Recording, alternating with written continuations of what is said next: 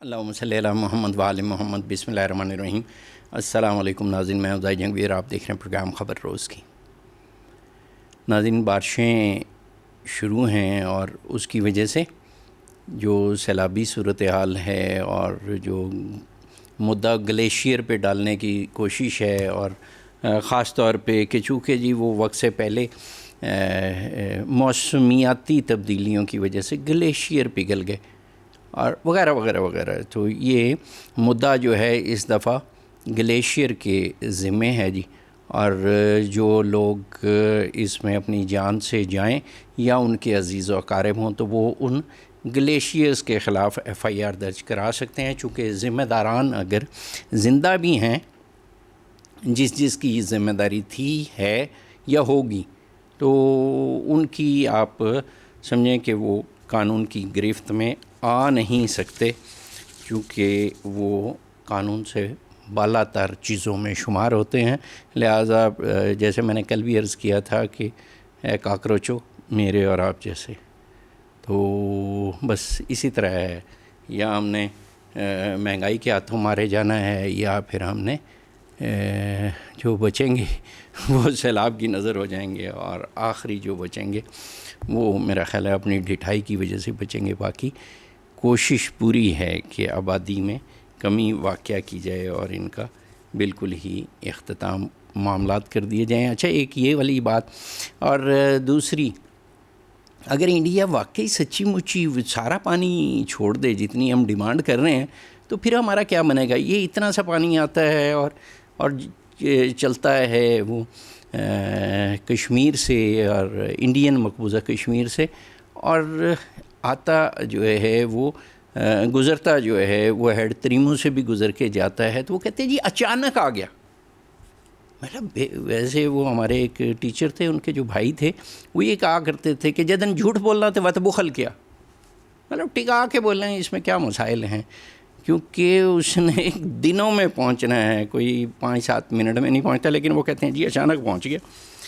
چلیں اس سے آگے وہ نواز شریف صاحب کی سیاست اور بلاول صاحب کی سیاست آج کل چل رہی ہے، وہ اس میں سیاسی گفتگو، اور اس میں اب میاں نواز شریف صاحب نے کہا ہے کہ ان کو وزیر اعظم بنا دیا جائے آزاد کشمیر کا۔ اب پتہ نہیں وہ سچی مچی یہی والی بات ہے یا کچھ اور بات ہے۔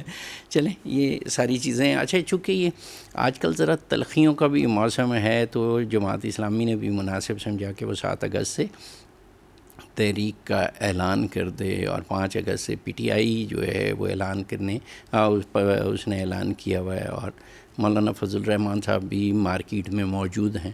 اب اگر تھوڑی حکومت کی اگر کمزوری ہوئی تو پھر وہ سارے ہی نکل آئیں گے، اور پھر جو پرانے دوست ہیں، جو موجودہ اتحادی ہیں، میرا خیال ہے ان کی توپوں کا رخ بھی سیدھا حکومت کی طرف ہو جائے گا۔ چلیں اس پہ تو بعد میں گفتگو کرتے ہیں، بلکہ روز ہی گفتگو کرتے رہیں گے۔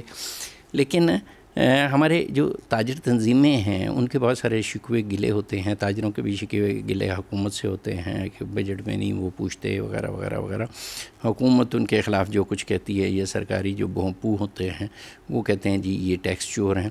یہ اب ایک اور چیز کا اضافہ ہوا، اور وہ چیز کا اضافہ جو ہے وہ ویزا سکینڈلز کے حساب سے آیا ہے جی۔ اور یہ کیا معاملہ ہے، اس پہ ہمارے ساتھ مہمانان مکرم موجود ہیں، ان سے دونوں تینوں باتیں ہی پوچھ لیں گے۔ جناب احتشام گیلانی صاحب صدر ہیں سیالکوٹ چیمبر آف کامرس کے۔ السلام علیکم گیلانی صاحب۔ جی وعلیکم السلام جی، بہت شکریہ۔ اور ہمارے ساتھ دوسرے مہمان مکرم جناب کاشف انور صاحب، سابق صدر ہیں لاہور چیمبر آف کامرس۔ السلام علیکم کاشف صاحب۔ جی وعلیکم السلام۔ ہاں جی گیلانی صاحب، ایک تو ذرا یہ فرمائیے کہ یہ تو تاجر طبقہ تو بہت محنت کرتا ہے، بزنس کرتا ہے، نام کماتا ہے، پھر ان کی تنظیمیں ہوتی ہیں، تنظیم میں بھی میرا خیال ہے وہ لوگ آتے ہوں گے جو جن کی نیک نامی ہوتی ہوگی۔ تو یہ جو ویزا سکینڈل جیسے جب سکینڈلز سامنے آئیں گے تو پھر آپ لوگ کیا سوچتے ہوں گے؟ پہلے تو یہ والی بات کہ آپ لوگ خود کیا سوچتے ہیں اس حوالے سے؟ سوری، مجھے اس سکینڈل کا نہیں پتا، آپ کس سکینڈل کی بات کر رہے ہیں؟ ویزا سکینڈل جو ہے تو یہ کوئی ریسنٹلی آئی ہے کوئی بات چیت ایسی ہوئی ہے؟ مجھے نہیں اس کے بارے میں علم کو. یہ جو کراچی FPCCI اور شاید وہ میرا خیال ہے میں نام نہ ہی لوں تو مناسب ہے، تو یہ اس کے بارے میں آپ کی کوئی انفارمیشن نہیں ہے؟ نہیں، میرے علم میں نہیں ہے. اوکے، چلیں آگے چل لیتے ہیں، ان سے کاشف صاحب سے پوچھ لیتے ہیں، شاید ان کے علم میں ہو. کاشف صاحب، کوئی اس طرح کی کوئی چیز آپ کے علم میں ہے؟ جی بالکل، میں نے سنا ہے، لیکن وہ الزام ہے، اور بات یہ ہے کہ الزام لگانا بہت آسان ہوتا ہے، غلطیوں کو ضرور ہائی لائٹ کرنا چاہیے ہے. اور میں سر راہ یہ ضرور بتاتا چلوں کہ جب میں 2 سال پریزیڈنٹ رہا لاہور چیمبر کا، تو میرے بعد ابوذر شاد صاحب پریزیڈنٹ بنے جی، اور انہوں نے میرے اوپر بھی یہ الزام لگایا کہ میں شاید ملوث رہا ویزا سکینڈلز میں، اور انہوں نے تو یہاں تک بھی کہا کہ میں ہیومن ٹریفکنگ میں بھی ملوث تھا. اور وہ 2 سال میں ڈھونڈ کچھ نہیں سکے. 1 سال میں جب وہ پریزیڈنٹ تھے تو انہوں نے ایک صاحب کا نام دیا کہ بھئی ایک صاحب ہیں، وہ شاید گوشت والے ہیں اور وہ ممبر تھے، اور ان کو میں نے باہر بھیج دیا. تو اللہ تعالیٰ کی کرنی ایسی ہوئی کہ میں نے ان صاحب کو، جن کو میں نے ہیومن ٹریفکنگ کے زمرے میں باہر بھیجا تھا، ان کو میں نے اپنے دفتر میں بلا کر ان کی تصویر اتار کے چلا دی. تو دیکھیں، جب تک ہم سٹنگ پریزیڈنٹس، جب گیلانی صاحب بھی بیٹھے ہیں، اگر میں بھی کبھی پہلی دفعہ اس ملک سے باہر گیا تھا، کبھی آپ بھی پہلی دفعہ گئے ہوں گے، صحیح، اور میں بھی کاروبار کے لیے گیا تھا، میں نے بھی ویزا ریکمنڈیشن لی تھی. کیا چیمبرز کو کوئی موکل اتنے اسٹرانگ ہوتے ہیں کہ وہ آ کے یہ بتاتا ہے کہ بھئی یہ شخص واپس نہیں آئے گا؟ اور دوسری بات، چیمبر کا ریکمنڈیشن لیٹر ڈزنٹ مین کہ اس کو ویزا مل جائے گا. ہم ریکمینڈ یہ کرتے ہیں کہ صاحب ہے، اتنے عرصے سے ممبر ہے، اس کا کاروبار کرتا ہے، ویزا تو ایمبیسی نے دینا ہے. اور اگر کوئی بھی آپ یہ کہتے ہیں جیسے یہ الزام لگ رہا ہے، یا کوئی بھی ملوث ہوتا ہے، تو جب تک وہ ایمبیسی کے لوگوں کو ساتھ نہیں ملائے گا تب تک کوئی اسکینڈل نہیں بن سکتا. اور میں ایک اور بات ایڈ کروں، ہم جب چیمبر کے لوگ اپنی گارنٹی بھی دیتے ہیں کہ یہ شخص واپس آ جائے گا تو اس کو ویزا نہیں ملتا. اور آج کل آپ دیکھ لیں جس طرح سے امریکہ، انگلینڈ اور باقی شینجن سٹیٹس ہیں، چائنا ہو گیا، وہ تو ویزے دے ہی نہیں رہے. تو اگر سکینڈل آیا تو آپ کسی بھی چیمبر کو یا فیڈریشن کو انوالو کرنے سے پہلے اس ملک کی ایمبیسی کو بھی ساتھ انوالو کریں کہ جب تک اس کے اہلکار انوالو نہیں ہوں گے تب تک کوئی سکینڈل نہیں بن سکتا. جی، یہ بات تو آپ کی بالکل درست ہے کہ جب تک امبیسی کے لوگ شامل نہ ہوں، چیمبر یا FPCCI کے لوگ شامل نہ ہوں، تو کوئی اس طرح کی یا کسی بھی طرح کی کوئی گڑبڑ نہیں ہو سکتی. لیکن FIA کی جو تحقیقات ہیں وہ کہتے ہیں کہ پاکستان سے نہیں، کسی تاجر کی شکایت پہ نہیں، بلکہ کسی ملک کی شکایت پہ یہ سلسلہ شروع ہوا ہے. دیکھیں، میں اس پہ اور تو اس سے زیادہ کوئی بات نہیں کر سکتا. تو اگر میں صرف یہی کہہ دوں، اگر آپ کسی بھی سیکٹر یا کسی بھی شعبے کو اٹھا لیں اور آپ یہ کہہ دیں کہ فلاں شعبہ غلط ہے، صحافت کو لے لیں، آپ ڈاکٹرز کو لے لیں، آپ انجینئرز کو لے لیں، آپ بیوروکریٹس کو لے لیں، آپ تاجروں کو لے لیں، اگر آپ یہ کہہ دیں کہ صحافی سارے ہی پیسے لیتے ہیں تو اس میں تو آپ بھی آ جائیں گے. ایسا ہی ہے، تو آپ تو نہیں لیتے. تو اگر آپ سارے ایک سیکٹر کو اٹھا لیں، دیکھیں گندی مچھلیاں 2 3 4 ہی ہوتی ہیں. یس، اٹ از ویری امپورٹنٹ. اگر ایسا کوئی ایشو سامنے آیا ہے تو جیسے میں نے میرے بعد آنے والے پریزیڈنٹ کا نام لیا ہے، ابوذر شاد صاحب، جی، اس کو، اس ملک کو یا پاکستان کی FIA کو اس شخص کا نام ضرور لینا چاہیے. اور جب تک آپ نام نہیں لیں گے اور جب تک آپ بتائیں گے نہیں چیمبرز آف فیڈریشن کو، تب تک وہ اس سے زیادہ اور احتیاط آگے کیسے کریں گے؟ دیکھیں، غلطی کوئی بھی کر سکتا ہے. تو یہ ضروری نہیں ہے کہ اگر فیڈریشن کے کسی آدمی نے کوئی حرکت کی ہے تو فیڈریشن کا پریزیڈنٹ اس میں انوالو ہے، یا لاہور چیمبر کے کسی ملازم نے کوئی حرکت کی ہے تو لاہور چیمبر کا پریزیڈنٹ اس میں انوالو ہے. صحیح بات یہ ہے کہ yes, we have to point it out. اگر کوئی غلطی ہوئی ہے تو چلیں جی، اگر ہم اسی کی بات کر دیں جو لگاتے ہیں کشتیوں پہ لے کے جاتے ہیں، تو اس میں بھی FIA کو وہ نظر نہیں آتا. دیکھیں، جو اس ملک سے جاتے ہیں تو پھر FIA کو وہ بھی نظر آنا چاہیے ہے. تو دیکھیں، الزام لگا دینا بہت آسان ہے، یس، لیکن اگر ثبوت ہے تو پھر اس کو سامنے لے کے آنا چاہیے. اور جو ڈنکیز لگتی ہیں جس کو کہتے ہیں، تو جو ایجنٹس ہوتے ہیں کیا ہماری ایجنسیز کو اور ایف آئی اے کو نہیں پتا کہ کون لوگ لگاتے ہیں؟ وہ تو سب کو پتا ہے، اور بہت ایف آئی اے اس پہ ایکشن لے بھی سکتا ہے. تو میں سمجھتا ہوں کہ الزام نہیں لگانا چاہیے، ان لوگوں کو سامنے ضرور لانا چاہیے. سامنے ضرور لانا چاہیے، یہ والی بات بالکل درست ہے. اچھا جی گیلانی صاحب، اب ذرا ایک اور پیرائے میں، جس طرح سیالکوٹ ہے اور پھر سیالکوٹ میں بزنس ہے اور پھر بزنس کمیونٹی ہے، پھر وہ بزنس کمیونٹی خاصی حد تک متحد ہے، تو کیا اسی طرح کی جس طرح کا بزنس سیالکوٹ والے کر رہے ہیں یا فیصل آباد والے کرتے ہیں یا باقی جو ضلع ہیں وہاں پہ ہوتا ہے، تو کیا ایسا نہیں ہو سکتا کہ اسی طرح کے جو بزنس ہیں یا وہ جو اضلاع ہیں پسماندہ، وہاں پہ کوئی اسی طرح کی ایکٹیویٹی کروانے کے لیے بزنس کے لوگوں کی طرف سے کوئی ایفرٹ ممکن ہو سکتی ہے؟ یہ قابل عمل ہے یا نہیں ہے؟ جی بالکل قابل عمل ہے.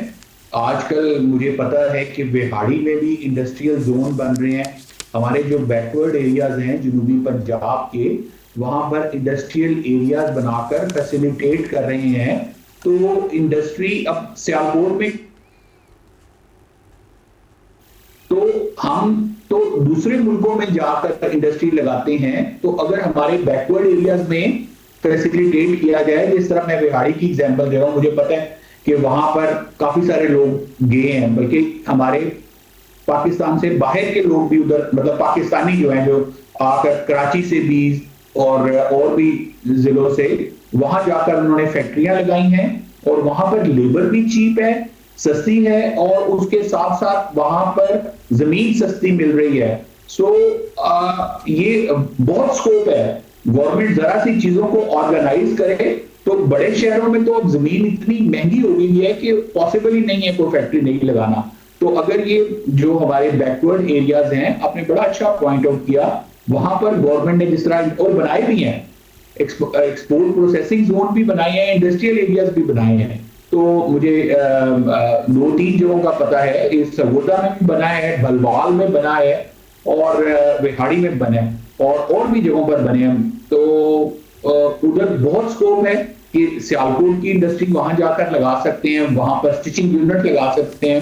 میرے ایک دوست ہیں، انہوں نے کراچی سے آ کر وہاں پر اپنی فیکٹری بنائی ہے بہاڑی میں، اور ہی از ویری ہیپی کہ جی میرا وہاں پر میں نے خواتین کی پروڈکشن میں ان کو لے کر آیا ہوں، اور مطلب بڑا اچھا کام چل رہا ہے. کوئی 2-4 بندے وہ سیالکوٹ سے لے گئے ہیں، کوئی 1-2 بندہ وہ کراچی سے لے آئے ہیں، اور he is an exporter. Germany وہ ایکسپورٹ کر رہے ہیں، اور وہاں کے لوگوں کو روزگار بھی مل رہا ہے، اور he is happy, he is very happy. تو اچھا، اس کے لیے کیا کرے حکومت، کیا کرے وہاں کی مقامی حکومتیں، کیا کریں؟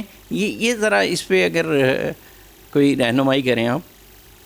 جی سر، ہمیں کیا چاہیے ہوتا ہے؟ ہمیں بجلی، گیس، یہ چیزیں چاہیے. ہمیں انڈسٹریل ایریا چاہیے، اور وہاں پر بنایا ہے. انڈسٹریل ایریا میں پلاٹس دیں جس میں بیسک فیسلٹیز ہوں، کہ آپ کی بجلی وہاں پر ہو، آپ کا گیس کا انتظام ہو وہاں پہ.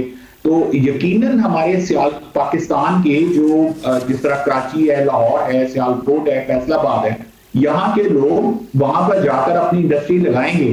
اور وہاں کی مطلب ہم تو اس وقت ازبکستان اور بنگلہ دیش میں جا کے لگا رہے ہیں، بیکاز لیبر اویلیبل ہے وہاں پہ، اور جو انفراسٹرکچر ہے وہ فیسیلیٹیٹ کرتا ہے. تو اگر گورنمنٹ وہاں پر جس طرح انہوں نے ہزارہ میں ایک ایکسپورٹ پروسیسنگ زون بنایا تھا، اور مجھے پتا ہے کہ وہاں پر بہت ساری انڈسٹری وہاں پر شفٹ ہو گئی تھی. تو یہ فیسیلیٹیٹ کریں، اور جو ہمارے بیکورڈ ایریاز ہیں وہاں پر انڈسٹریل زونز بنائیں، وہاں پر بیسک فیسلٹیز مہیا کریں، تو یقیناً لوگ وہاں پر جائیں گے اور اپنی انڈسٹری لگائیں گے. ادھر سیالکوٹ میں بہت سکوپ ہے جی، کہ جہاں کے لوگ دوسرے اضلاع میں جا کر، ابھی ہمارے جو ان سے ہیں وہ لاہور، شیخو پورہ، ان سائڈوں پر بہت ساری سیالکوٹ بیسڈ فیکٹریز ہیں جنہوں نے فیکٹریاں لگائی ہیں وہاں پر.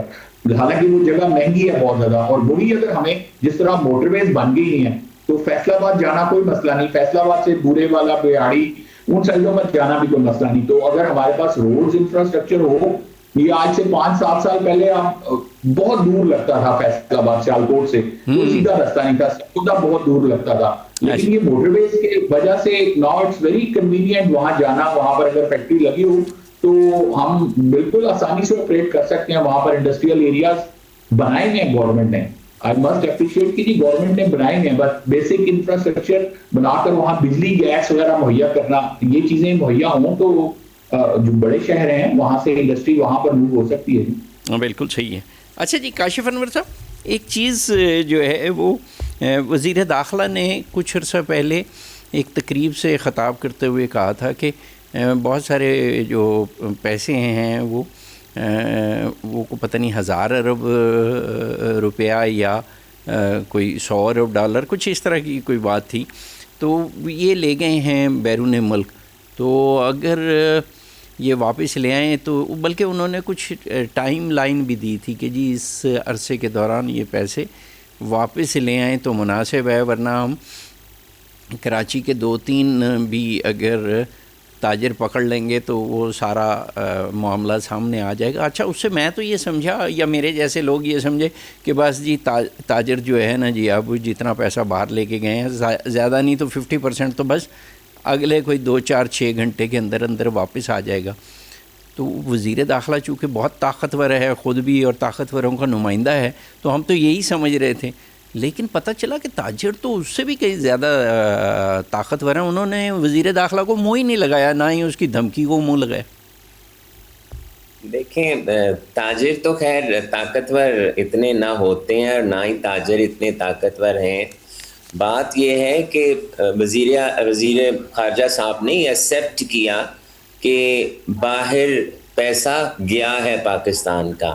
جی تو میں تو یہ بڑے باوثوق ذرائع سے کہوں گا کہ تاجر پیسہ باہر لے کر نہیں جاتا، تاجر اس ملک میں ہی پیسہ رکھتا ہے. ملک سے باہر کوئی اور پیسہ لے کر جاتا ہے، وہ آپ کو بھی پتہ ہے، وہ مجھے بھی پتہ ہے، وہ پاکستانی عوام کو بھی پتہ ہے کہ کون باہر پیسہ لے کر جاتا ہے. اور دوسری بات، اگر گیا کیوں، سوال تو یہ کرنے والا ہے کہ یہاں سے پیسہ نکلا کیوں. وہ پیسہ یہاں پر انڈسٹری میں لگنا چاہیے تھا، وہ پیسہ یہاں پر اکانومی میں لگنا چاہیے تھا. میں تو یہ کہوں گا، میں تو پیٹتا تھا اس بات کو کہ وہ پیسہ جو لوگوں کے گھروں میں پڑا ہے، وہ فارن کرنسی جو بینکوں میں پڑی ہے، اس کو اکانومی میں کنٹریبیوٹ کرنے دیں، اسے رستہ دیں کہ وہ آ کر اس اکانومی میں کنٹریبیوٹ کریں. آپ نے اسے اندر نہیں آنے دیا، وہ پیسہ باہر چلا گیا. اور جو پیسہ باہر جاتا ہے وہ اس طرح سے نہیں جاتا. دیکھیں وہ پورا ایک پراپر چینل ہے، پراپر مافیا ہے جو وہ پیسہ باہر لے کر جاتے ہیں. ہمارے اگر 24 کروڑ عوام ہیں تو 0.1% لوگ جو ہیں وہ جو پیسہ باہر لے کر گئے ہیں، آپ کے پاس بھی ان کی انفارمیشن ہے، ان سے کہیں نہ ان کے نام نے. پھر وہی بات ہے، جو آپ سمجھتے ہیں جیسا کہ انہوں نے کہا کہ ہم 1-2 تاجروں کو یا بزنس کمیونٹی کے لوگوں کو پکڑ لیں گے تو وہ پیسہ سارا آئے گا، تو یار پکڑ لینا. میں تو آن ایئر کہہ رہا ہوں کہ آپ انہیں پکڑیں تاکہ وہ پیسہ اندر آئے، اور وہ پیسہ آنا چاہیے. دیکھیں ہم اگر وہ پیسہ تو اگر ہماری انڈسٹری میں لگتا تو ہماری ایکسپورٹ بڑھتی. ہماری ایکسپورٹ سے زیادہ ہمارے ایکسپیٹریٹس پاکستانی پیسہ بھیجتے ہیں. اور جو خوشی کی بات یہ ہے کہ وہ اس ملک میں بھیجتے ہیں، لیکن افسوس کی بات یہ ہے کہ وہ پیسہ انڈسٹری میں لگانے کو نہیں بھیجتے، وہ پیسہ اپنی فیملیز کو اخراجات کو پورا کرنے کے لیے بھیجتے ہیں.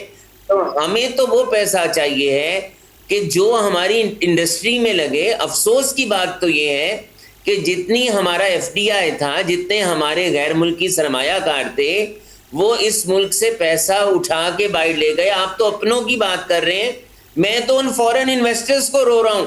پچھلے سال میں $0.5 بلین ہماری انویسٹمنٹ ہوئی ہے، جو فورن انویسٹمنٹ ہوئی ہے، اور اس سے پچھلے 2 سال $2 بلین انویسٹمنٹ ہوئی ہے FDI. اور اس سے 1-2 سال پیچھے آپ چلے جائیں تو 4 سے $4.5 بلین انویسٹمنٹ ہوئی ہے. بات تو یہ ہے کہ we have to correct ourselves. ہمیں یہ ٹھیک کرنا ہے سسٹم کو. اگر ہم اس پیسے کو رستہ دیں گے, اس گرے اکانومی کے پیسے کو, تو وہ ہماری اکانومی میں کنٹریبیوٹ کرے گا.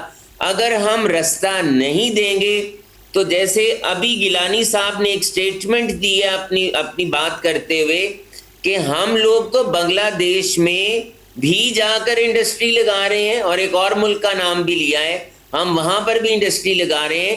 تو یہ بات جو ہے یہ ہمارے لیے لمحہ فکریہ ہے کہ پاکستانی اس ملک سے انڈسٹری نکال کے باہر کیوں جا رہا ہے. جو فیسلٹیز اس کو وہاں مل رہی ہیں وہ فیسلٹیز اس کو پاکستان کے اندر اگر ملیں تو آپ کے ملک سے پیسہ باہر نہیں جائے گا. جی اچھا یہ کاشف صاحب بس ذرا آپ نے جب وہ کہا نا کہ آپ کو بھی پتہ ہے کہ پیسہ کون باہر لے جاتا ہے, تو میں نے کہا میں ذرا تھوڑا توقف کرتا ہوں, کیونکہ فوراً یعنی مجھے تو ویسے خوش ہونا چاہیے کہ میرے بارے میں یا میرے جیسے لوگوں کے بارے میں یہ تاثر ذرا مارکیٹ میں بھی جانا چاہیے کہ جی ہمیں بہت پتہ ہے کہ کون لے کے جاتا ہے. لیکن اگر مہربانی فرما کے اگر آپ ذرا میری رہنمائی ہی کر دیں تو مناسب ہے, چونکہ اگر مجھے پتہ ہوتا تو میں یہیں آپ کے سامنے گزارش کر دیتا. آپ چاہتے ہیں کہ میں اگلی دفعہ آپ کے ساتھ انٹرویو نہ دوں اور میں ان پر ہوں کہیں پر. دیکھیں ایوری بڈی نوز, ہمیں دیکھیں میں تو بات یہ کرتا ہوں کہ پیسہ ملک سے نہیں جانا چاہیے. دیکھیں ملک سے پیسہ نہیں جانا چاہیے, اور ہر پیسہ بلیک نہیں ہوتا, گرے اکانومی کا پیسہ ہوتا ہے, اور وہ بھی that is because of the policies of the previous governments. اور اب بھی جو یہ پیسہ باہر جا رہا ہے, دیکھیں ہمارا سسٹم, دیکھیں ٹیکنالوجی کی وجہ سے, اے آئی کی وجہ سے ہماری تمام ایجنسیز, ہمارے تمام ڈپارٹمنٹس, ریونیو ڈپارٹمنٹس آپس میں انٹر لنکڈ ہیں. ہم ایک ٹرانزیکشن کرتے ہیں تو ہر جگہ پہ انفارمیشن چلی جاتی ہے. تو میری تو یہ ریکویسٹ ہے, بار بار ریکویسٹ ہے, and I would like to appreciate Ishaq Dar صاحب, جب آج سے 3 سے 4 سال پہلے 111 سیکشن انکم ٹیکس کا ہے, اس وقت جو پاکستانی اس ملک کے اندر 50 لاکھ روپیہ لا سکتے ہیں تو ان سے وہ سوال نہیں ہوتا کہ یہ آپ کو باہر سے کس نے پیسہ بھیجا ہے. تو وہ رقم $1 لاکھ انہوں نے کروا دی تھی. تو ہمیں دیکھیں ہم بالکل آئی ایم ایف کے اندر ہیں, لیکن جب ہم پیسے کے لیے آئی ایم ایف کے پاس جاتے ہیں, اور اس وقت بھی جو آپ کا 22 سے 23 بلین ڈالرز پڑا ہے اس میں ہمارے دوست ممالک اور اسلامی ممالک کا کتنا ہے, تو دیکھیں وہ بھی بہت ضروری ہے, لیکن وہ پیسہ ہمارا ہونا چاہیے اور ہمارے پاکستانیوں کا ہونا ہے. بہت یہ والی بات آپ نے کہہ کے دل خوش کر دیا کہ وہ پیسہ ہمارا ہونا چاہیے. وہ کیا کہتے تھے, قرض کی پیتے تھے میں اور یہ سمجھتے تھے رنگ لائے گی ہماری فاقہ مستی ایک دن. یہ وہ ہر عہد پہ غالب, چچا غالب کا وہ جو شعر تھا, تو ہمارے وہ نہیں پہنچا ہمارے حکمرانوں تک. چلیں کبھی نہ کبھی پہنچ جائے گا. احتشام گیلانی صاحب کی طرف آنے سے پہلے میں خوش آمدید کہہ لوں جناب جہانگیر جدون صاحب کو, سابق ایڈوکیٹ جنرل ہیں اسلام آباد کے. السلام علیکم جدون صاحب. جی وعلیکم السلام, کیسے ہیں آپ؟ ٹھیک ہے جی الحمدللہ. اچھا جی, میں احتشام گیلانی صاحب کی طرف اور پھر میں جدون صاحب آپ کی طرف آؤں گا. احتشام گیلانی صاحب, یہ جو آپ لوگوں کے کیسز ہیں, یہ ریفنڈ یا دیگر جو کیسز ہوتے ہیں مالیاتی کیسز, کیا ان کی وجہ سے بھی فرق پڑتا ہے انویسٹمنٹ پہ یا نہیں فرق پڑتا؟ کوئی نظام انصاف جیسا بھی ہو تو انویسٹمنٹ آ جائے گی اور نہیں ہو تب بھی آ جائے گی, کوئی فرق نہیں پڑتا؟ جی ذرا اس پہ رہنمائی کریں. جی سر, یہ بڑا امپورٹنٹ ہے جی. جو پیسہ ہے نا بزنس میں, that is like a blood. ہمارا بلڈ جو ہے نا, جس طرح آپ کسی چیز میں سے بلڈ نکال دیں تو اسی طرح پیسہ جو نکل جاتا ہے جب اور گورنمنٹ کے پاس جا کے وہ اسٹک ہو جاتا ہے, تو وہ اسی طرح یہ ہے کہ آپ کسی کے جسم میں سے بلڈ نکال لیں اور اسے کہیں کہ تم دوڑو یا کام کرو اور تم آگے جاؤ. تو وہ اس وقت بھی سیالکوٹ کی میں بات کروں تو ہمارا 8 ارب روپیہ, چھوٹا سا شہر ہے, اور اس کا 8 ارب روپیہ ہمارا سیلز ٹیکس ریفنڈ اور انکم ٹیکس ریفنڈ جو کہ ہمارا گورنمنٹ کی طرف ڈیو ہے. اور گورنمنٹ کا جب ہماری طرف ڈیو ہوتا ہے تو آج کل اتنی ماشاءاللہ ایفیشنٹ گورنمنٹ ہوئی ہے کہ جا کر بینک سے ڈائریکٹ بینک اکاؤنٹ سیز کر لیتی ہے اور وہاں سے پیسے ودرا کر لیتی ہے. ویئر ایز ہمارے پیسے جو دینے ہیں اس کا کوئی وارث نہیں ہے. اور میں زاہد صاحب آپ کے توسط سے یہ ضرور بتانا چاہوں گا, ہمیں کوئی ایسی پابندی نہیں ہے کہ عمران خان صاحب کے دور میں ہمارے تمام غم غلط انہوں نے دور کر دیے تھے. انہوں نے تمام ایک وقت میں جتنے پینڈنگ ریبیٹس تھے, جتنے سیلز ٹیکس ریفنڈز تھے, وہ سارے کے سارے نل کر دیے. اٹ واز اسٹونشنگ, جن کو ہم کو اتنا سیالکوٹ نے بھی, میں سیالکوٹ کی بات کروں گا تو سیالکوٹ نے کوئی عمران خان کا سپورٹ نہیں کیا تھا. ہم تو دوسری تو پارٹیز کے ووٹرز تھے اور مطلب سپورٹ کرتے تھے, بٹ انہوں نے اپنا اتنے زیادہ ریفنڈز کلیئر کیے. ہز پرائورٹی واز ایکسپورٹ, کہ ہم نے ایکسپورٹ بڑھانی ہے. ہم نے ان کے جتنے ریفنڈز ہیں وہ انہوں نے زیرو کر دیے, مطلب پورے پاکستان کے, not only for Sialkot, Karachi, Lahore, ہر طرف. Excellent work done during his tenure.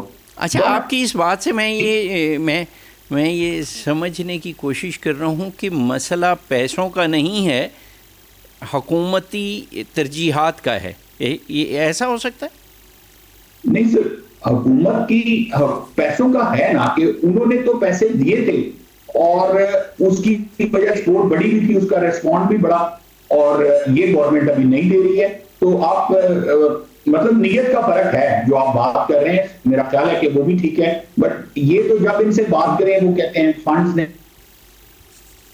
مسئلے میں کھڑے ہیں. بٹ پرائم منسٹر سے ہماری کافی دفعہ ملاقات ہوئی ہے.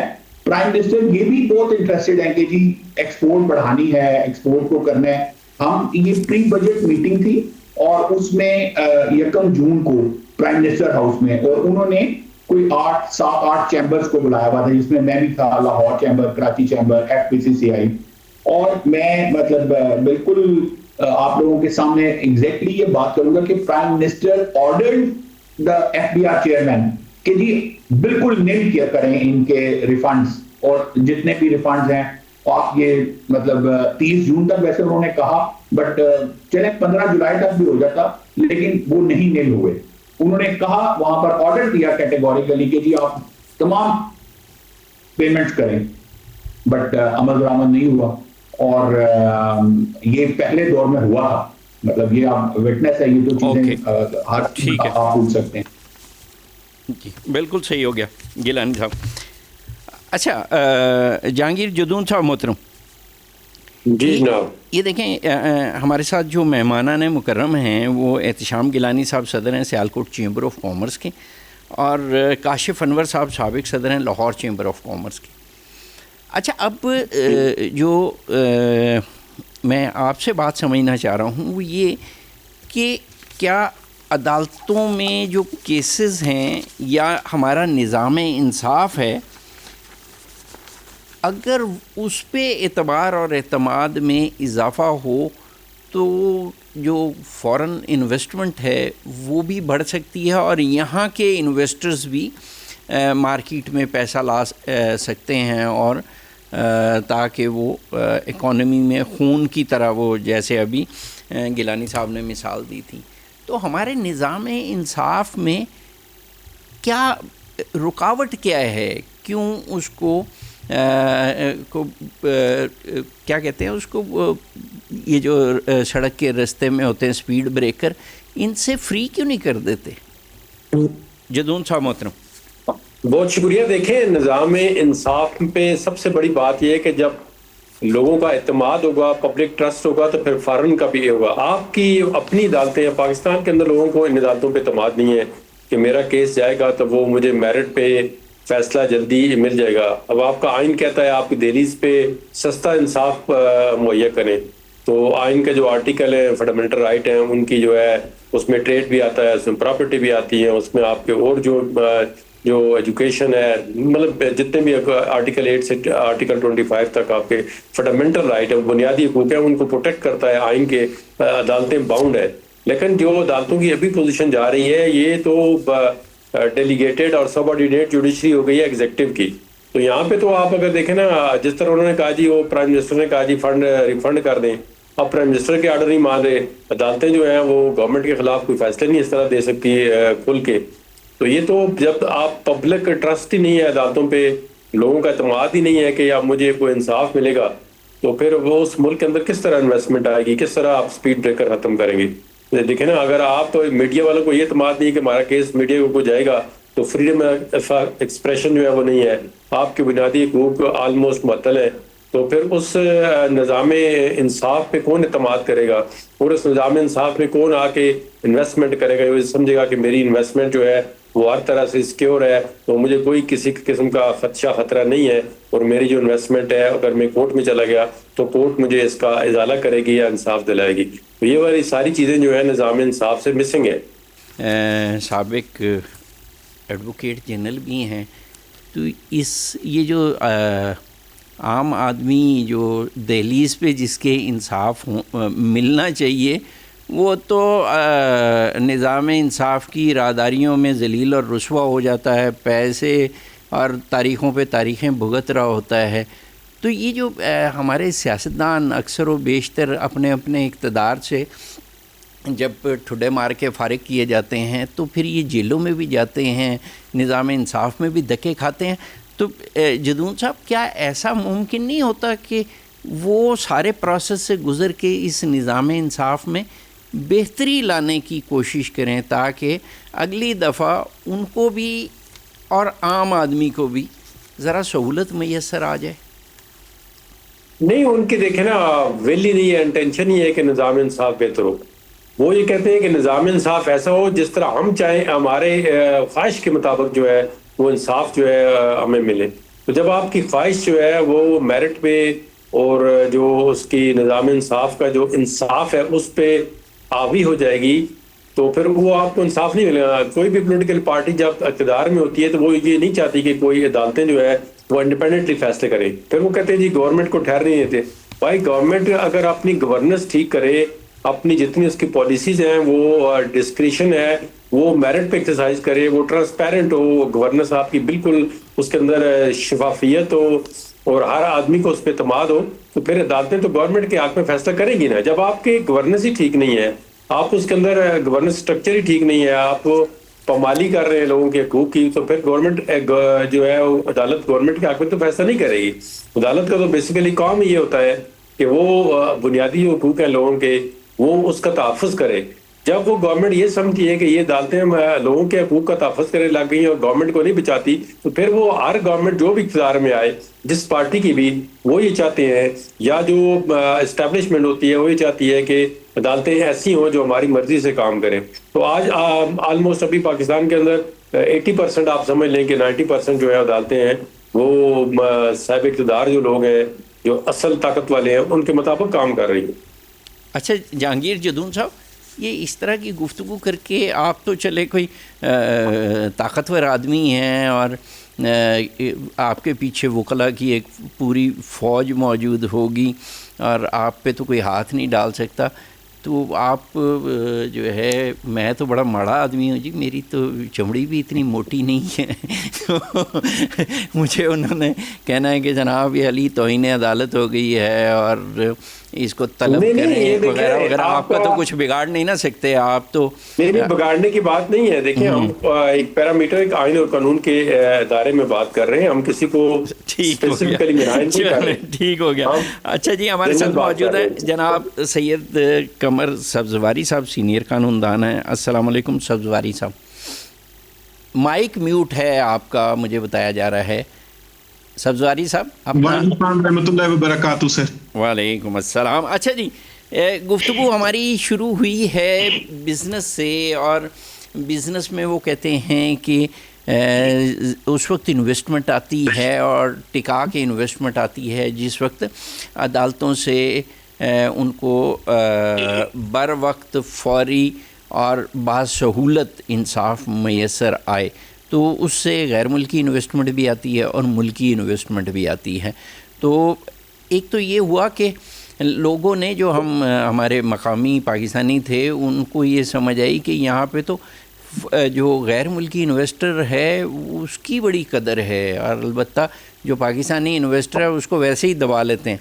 تو اب بہت ساری کمپنیاں ایسی بھی ہوں گی جن کی انویسٹرز جو ہے وہ پاکستانی ہیں, لیکن فرنٹ مین یا غیر ملکی کمپنیوں کے طور پہ ہوگا. لیکن میرا سوال کچھ اور ہے, اور وہ سوال صرف اتنا ہے کہ کیا یہ جو کمرشل کورٹس ہیں ان کے قیام سے یہ کوئی سہولت پیدا ہو سکتی ہے جو تاجروں کو, بزنس مین کو, انڈسٹریلسٹ کو یا انویسٹرز کو ان کے کو جو خدشات ہیں وہ ختم ہو کے تو کوئی سہولت ان کو میسر آ جائے اور وہ فوری انویسٹمنٹ کر سکیں؟ نحمدہ و نصلی و نسلم علی رسول الکریم. اعوذ باللہ من الشیطان الرجیم. بسم اللہ الرحمن الرحیم. اما بعد, میں آپ کو بہت بہت شکر گزار ہوں, قانون کا طالب علم ہوں, اور آپ نے مجھے یہاں حاضری کا شرف بخشا آپ کے پروگرام میں. جہاں تک بات ہو رہی ہے کمرشل کورٹس کی, تو ہمیں پہلے اس کا ایک ہسٹوریکل بیک گراؤنڈ میں آپ کو بتا دوں کہ 1950 میں بھی ایک یہ کانسیپٹ تھا, اور پھر پرٹیکولرلی پنجاب میں 2021 میں آرڈیننس کے تھرو کمرشل کورٹس بھی انٹروڈیوس کی گئی, پائلٹ پروجیکٹ آپ سمجھ لیجئے اس کو کرتے ہوئے. اور اب شاید اسی تناظر میں آج تو نہیں, اس ہفتے میں باقاعدہ ایک اعادہ کیا گیا کہ فیڈرل لیول پہ بھی ہونا چاہیے تاکہ انٹرنیشنل جو ایگریمنٹس ہیں اور کانٹریکٹس ہیں ان میں اگر کوئی ڈسپیوٹ پیدا ہو تو وہ جلد از جلد ریزالو کیا جا سکے. اور اس کی دلیل یہ دی جاتی ہے کہ یہ جب علیحدہ سے اسپیشلائزڈ کورٹس ہوں گی تو بہتر انصاف کی فراہمی ہو سکے گی. لیکن اس میں دو قباحتیں ہیں. پہلے تو سب سے پہلے یہ ہے کہ آج سے 200 سال پہلے بھی البرٹ وین ڈائسی تھے, انہوں نے جب کہا کہ قانون کی حکمرانی کے جو تصورات پیش کیے ان میں سے ایک یہ بھی تھا کہ کورٹس سب کے لیے اور قانون سب کے لیے ایک جیسا ہوگا. تو اگر آپ کہتے ہیں کہ نہیں جی کمرشل کورٹس کے لیے تو علیحدہ سے کورٹس بن جائیں, لیکن جو باقی آبادی ہے اس کا کیا ہوگا, اور کیا کمرشل ڈسپیوٹس ریزالو ہونے کے لیے کیا یہ پہلے ضروری نہیں ہے کہ ہم یہ بتا سکیں کہ گورننس اچھے ہاتھوں میں ہے, اور اسی طرح کیا یہ علیحدہ سے اسپیشل کورٹس بنانا کیا یہ اس کا مظہر نہیں ہوگا کہ یہ بد اعتمادی نہیں ہوگی جو ہمارا traditional judicial delivery justice delivery system ہے اس پر ایک, مجھے یہ لگتا ہے کہ وہ بد اعتمادی کا اظہار زیادہ ہوگا کہ جو ٹریڈیشنل جسٹس ڈیلیوری سسٹم ہے وہ کیونکہ نہیں ڈیلیور کر پا رہا, اور اس لیے اب ہم ایک اسپیشل لوگوں کو اسپیشل چیز دے دیجئے. تو اسی طرح ایک اور اس میں جو بات امپورٹنٹ ہے وہ یہ ہے کہ justice should not be done but should manifestly be seem to be done, کہ لوگوں کو نظر آنا چاہیے, نظر بھی آنا چاہیے. فیصلہ صرف ہوتا ہو ہی نہیں, ہوتا ہوا نظر بھی آنا چاہیے. جی نظر بھی آنا چاہیے. اور اس کی وجہ سے اگر آپ کا انصاف ہوتا ہوا نظر نہ آئے, بے شک ہو رہا ہو, تو اس میں بہرحال پھر پرابلم ہوتی ہے. تو اسپیشل کورٹس کو بنانے سے پہلے کمرشل کورٹس کو کوشش یہ کرنی چاہیے کہ جو ہمارا ٹریڈیشنل جسٹس ڈیلیوری سسٹم آ رہا ہے جس میں ایک ہائرارکی موجود ہے, ہائی کورٹس ہیں, سپریم کورٹ ہے, اور اب جو سب سے بڑی کورٹ ہے فی الحال جو ملک کی آئینی ترمیم کے بعد وہ فیڈرل کانسٹیٹیوشنل کورٹ ہے, وہاں پر ایسے اقدامات کیے جائیں اور کیسز اس طرح ٹیک اپ کیا جائیں کہ جو بھی تمام کیسز ہیں ان کا فیصلہ بر وقت ہو سکے. اور اگر وہ ہو پایا تو شاید وہ بہتر ہوگا بجائے اس کے کہ آپ ایک علیحدہ رجیم انٹروڈیوس کرتے جائیں. چونکہ پنجاب میں بھی یہ ہوئے تو ہیں یہ کورٹس انٹروڈیوس, لیکن اس کے ساتھ ساتھ مسئلہ وہاں پر بھی یہی ہے کہ وہ پارٹ ٹائم ہی کام کر رہے ہیں, وہاں پر ان کے پاس کام اتنا نہیں. اور ہمارے کمرشل ڈسپیوٹس کتنے بڑے ہوتے ہیں, ہمارے یہاں ساتھ جو میرے کولیگز جو چیمبرز آف کامرس سے موجود ہیں وہ آپ کو بتا سکیں گے کہ انٹرنیشنل کانٹریکٹس تو ذرا آگے کی بات ہے, جو ان کو ڈے ٹو ڈے فیس کرنی ہوتی ہیں, رقوم جو لوگ ان سے وعدہ کر جو نہیں دے پاتے وہ ریکوریز کیسے کرنی ہے, اور وہ کتنا امپورٹنٹ. تو پھر بھی وہ کیس تو وہیں رہ جائیں گے جو میجر چنک کیس فلو کا ہے, اگر وہ وہیں رہ جائے گا تو پھر کیا وہ کتنا بینیفیشل ہوگا, میرا خیال ہے کہ شاید نامناسب ہوگا. بلکہ ہمیں کوشش یہ کرنی چاہیے کہ پورا جو ہمارا جسٹس ڈیلیوری سسٹم ہے, جو نظام انصاف ہے, وہ کمپریہنسولی لوگوں کو ڈیلیور کرے. Cheaper justice, access to justice مشکل ہوئی ہے. بالکل صحیح بات ہے. چلیں اس پہ ذرا گیلانی صاحب سے اور پھر کاشف انور صاحب کی طرف چلیں گے. گیلانی صاحب, اب معاملہ آ گیا یہاں پہ کہ ایک تو یہ جو کمرشل کورٹس ہیں آپ کو کتنا سوٹ کرتی ہیں, کتنا فائدہ دیا, اور اگر یہ 1985 سے جیسے کہ سبزواری صاحب نے نشاندہی کی ہے کہ پنجاب میں تو اس کا نفاذ تھا یا پائلٹ پروجیکٹ تھا 2021 سے سر, ویسے فیڈرل لیول پہ 1950 سے اور 2021 سے پنجاب میں سے. اوکے چلیں, اگر اس سے ذرا گیلانی صاحب کتنی سہولت ہوئی ہے اب تک, یا آئندہ مستقبل میں ہونے کی توقع ہے؟ جس طرح کی ہمارے یہ بھائی تھے جو ایڈوکیٹ اسلام آباد سے، سبزواری صاحب، جس طرح جی سبزواری صاحب، جس طرح انہوں نے کہا ہے کہ ہمارا جسٹس سسٹم ہی ٹھیک ہونا چاہیے، بہتر ہونا چاہیے ہمارا. میرے پاس بھی آج کامسیٹس یونیورسٹی سے اسٹوڈنٹس آئے ہوئے تھے، واق یونیورسٹی جو کامسیٹس کا کیمپس ہے وہاں سے، اور وہاں پر بچوں کے ساتھ بات چیت ہو رہی تھی کوئی 50 کے قریب، اور وہ انہوں نے کسی بات پہ کہا کہ جی کیوں ہمارا جوڈیشل سسٹم پاکستان کا اگر پوری دنیا کے 148 ممالک ہیں تو سب سے نیچے ہم ہیں. تو یہ بہت بڑا لمحہ فکریہ ہے، ہم نیچے سے پہلے نمبر پہ، جی نیچے سے پہلے نمبر پہ ہیں. تو دس از ویری ویری انفارچونیٹ کہ ہمارا جوڈیشل سسٹم کہاں پہ ہے.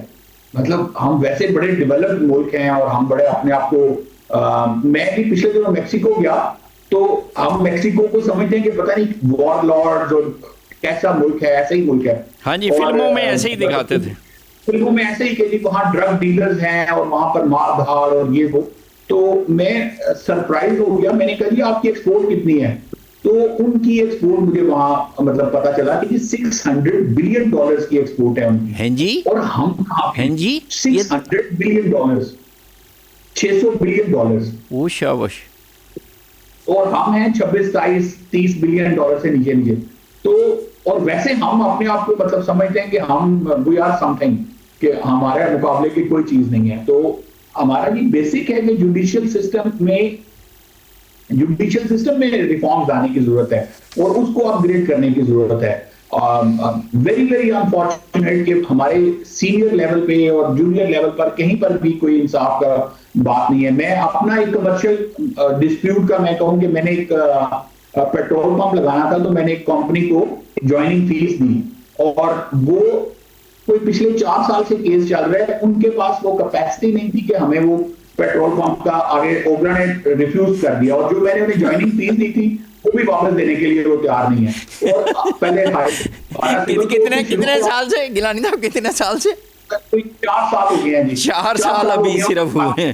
ہائی کورٹ میں ہے کیس، اور سیشن کورٹ سے ہماری فیور میں ہو گیا، ہائی کورٹ سے وہ گیم ہے دوسری پارٹی، اور وہ تاریخ ہی نہیں لگ رہی ہے، وہ تاریخ ہی پینڈنگ، اور ابھی شاید 2-3 مہینے کی چھٹیاں آ گئی ہیں. تو میں اس کو فالو کر رہا ہوں، لیکن مجھے امید نہیں کہ وہ ہمیں جوائننگ فیس واپس ملے گی. اور ریڈر نال گال کرو نا جی.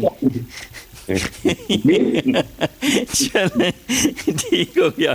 یہ تو آپ نے اپنی وہ کیا کہتے ہیں کہ ایسی دکھ بھری بات سنائی ہے جو بہت سارے دلوں کی دکھتی رگ ہے.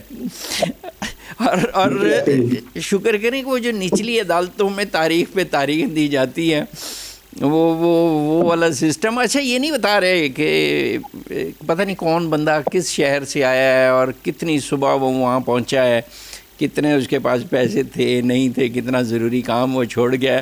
تو وہاں جا کے پتہ چلتا ہے کہ جی یا وکلا کی ہڑتال کی وجہ سے چھٹی ہے، یا جج صاحب چھٹی چلے گئے، یا کوئی اور وجہ ہے جس کی وجہ سے وہ ہزاروں لاکھوں کیسز ہیں جن کا جو بیڑا غرق ہو جاتا ہے. چلیں یہ آپ نے بڑی اچھی بات کہی. کاشف صاحب، یہ نظام انصاف پہ کہانی آ گئی ہے جی، اور ہمارے تو ماضی قریب اور ماضی بعید میں اس طرح کے یہاں چیف جسٹس رہے ہیں جو لوگوں سے اس طرح عدالتوں میں پوچھ تاچھ کرتے تھے جیسے ہیڈ کانسٹیبل لگے ہوئے ہوں. کوئی نالا لئی کا چیف جسٹس تھا تو کوئی اور دھندے کا چیف جسٹس تھا. مطلب عجیب و غریب قسم کی چیزیں یہاں پہ تھیں. لیکن بہرحال اب اگر ٹھیک نہیں ہوا تو وہ والا جو ان کا اپنا شعبہ تھا، تو کیا یہ آپ لوگوں کے بھی بزنس میں اگر اس کی کوئی سہولت ہو جائے، کمرشل کورس تیزی سے کام کرنا شروع کر دیں، تو کیا بزنس فرینڈلی ماحول بن سکے گا؟ دیکھیں اٹ از ویری امپورٹنٹ، جہاں پر اگر آپ کو انویسٹمنٹ کو فروغ دینا ہے کسی بھی ملک کے اندر، تو جہاں پر آپ کو چیپ انرجی چاہیے، جہاں پر ٹیکسیشن کا سسٹم ٹھیک چاہیے ہے، وہاں پر آپ کو انصاف، عدل، اور ہم کارپوریٹ لاء کی جو یہ بات کر رہے ہیں، یہ کمرشل لاز کی، اٹ از ویری امپورٹنٹ. اور میں بھی آپ کو ایک مثال اپنی دیتا چلوں کہ میرا اپنا ٹریڈ مارک ہے وہ 1990 سے رجسٹر ہے اور اس کی کاپی ہو رہی تھی، اور جب میں نے کمپلینٹ کی تو انسپائٹ کے جو کاپی کر رہا تھا اور جس نے غلط بیانی کی وہ اپنے آپ کو ثابت کرے کہ وہ سچا ہے اور اس نے اپنے آپ کو رجسٹر کرا رکھا ہے. میں پچھلے 6 سال سے یہ ثابت کرنے کی کوشش کر رہا ہوں آئی پی ٹی میں کہ آپ نے مجھے 1990 میں یہ ٹریڈ مارک رجسٹر کیا تھا. میں ہر 10 سال کے بعد اس کی رجسٹریشن رینیو کراتا ہوں، لیکن میں پچھلے 6 سال سے ثابت نہیں کر سکا کہ میں نے فیسز بھی دی ہیں، میں نے وہ رجسٹر کرایا تھا، اور جو کاپی کر رہا تھا وہ آج بھی کاپی کر رہا ہے اور وہ اسی طرح سے چل رہا ہے. تو دیکھیں یہ تو چلے، میں تو ایک لوکل انویسٹر ہوں، ایک لوکل انڈسٹریلسٹ ہوں. آپ اگر اسی طرح سے یہی کسی فورن انویسٹر کے ساتھ ہو یا کسی ایسے ٹریڈ مارک کے ساتھ ہو جو انٹرنیشنلی اس ملک کے اندر ہو، تو جتنا میرا نقصان ہو رہا ہے ان کا بھی نقصان ہوگا. تو جب اتنی یہ چھوٹی چھوٹی باتیں ہوتی ہیں، اور جس ملک میں دیکھیں ہم بزنس کمیونٹی بار بار کیا بات کرتے ہیں کہ اس ملک میں یہاں پر صنعت کا فروغ نہ ہونا ہماری کنسسٹنسی اور کنٹینیوٹی آف پالیسیز کا نہ ہونا ہے. ہٹ اینڈ ٹرائی ہے، ہم ہر شعبے میں ہٹ اینڈ ٹرائی کرتے ہیں. اچھا اب یہ نہیں ہوا تو اس کو ایسے کر دو، اب یہ نہیں ہوا تو اب اس کو ایسے کر دو. تو جب تک ہم اپنی پالیسیز کو مستحکم نہیں کریں گے، جب تک ہمیں یہ پتہ نہیں ہوگا کہ ہم نے اس کو لے کے کیسے جانا ہے. اور ایک اور جو ہمارے ساتھ جو بات ہے، اور یہاں جو بیٹھے ہیں جو لا کو جانتے ہیں، ہم آج بھی اسی انگریزوں کے قانون کو چلا رہے ہیں جو مسلمانوں کو سنب کرنے کے لیے تھا، جو مسلمانوں کو روکنے کے لیے تھا. ہم اسی قانون کو امپلیمنٹ کر رہے ہیں اور ہم اسی قانون کے مطابق سارا کچھ کرتے ہیں. تو سب سے پہلے تو اس قانون کو ختم ہونا چاہیے جو مسلمانوں کے خلاف تھا. نئے قانون بننے چاہیے، اس ملک کے لیے بننے چاہیے، پاکستان کے لیے بننے چاہیے. مسلمان جو رہنے والے ہیں، چاہے وہ مسلمان ہیں، چاہے وہ کرسچن ہیں، چاہے وہ ہندو ہیں، وہ جو بھی پاکستانی شہری ہے جی بالکل صحیح بات ہے، بالکل صحیح بات ہے.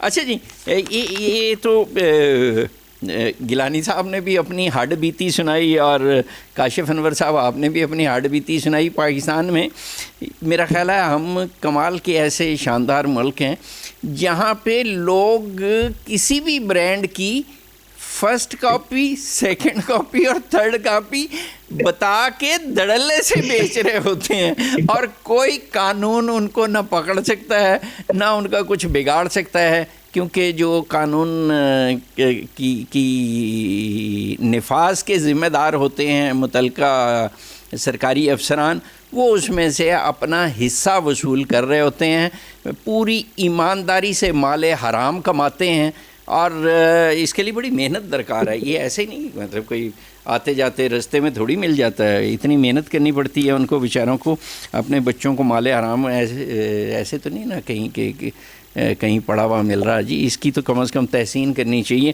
اچھا جی سید قمر سبزواری صاحب، یہ جو کیسز ہیں، چاہے وہ مدعی ہے تو چاہے مدعا علیہ ہے، اس میں ان کے کیسز میں یا ان کو اپنی بات کو ثابت کرنے کے لیے اس میں جھوٹ کی آمیزش کیوں کرنا پڑتی ہے بہت بڑی تعداد میں؟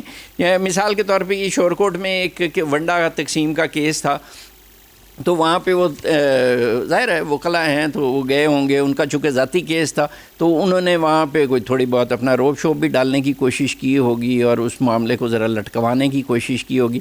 تو تحصیلدار نے ان پہ جو پرچہ FIR درج کرائی ہے وہ انسداد دہشت گردی ایکٹ کے تحت درج کروا دی ہے. تو مجھے یہ بتائیے کہ یہ کتنا کا ضروری ہے کہ کیا جو حقائق ہیں ان کی بنیاد پہ نہیں کوئی کیسز لڑے جا سکتے، یا اس میں یہ بے ایمانی جس طرح دودھ میں ہم ملاوٹ کرتے ہیں تو کیسز میں بھی یہ جھوٹ شامل کیے بغیر نہیں کیس ثابت ہو سکتا؟ جی پھر آپ مجھ سے سینئر بھی ہیں، مجھ سے زیادہ زندگی کی بہاریں دیکھی ہیں، اس پہ صرف یہ بلیم کرنا کہ کوئی وکیل خاص طور پر یہ کرتے ہیں، تو وکیل بھی اسی معاشرے کا حصہ ہیں.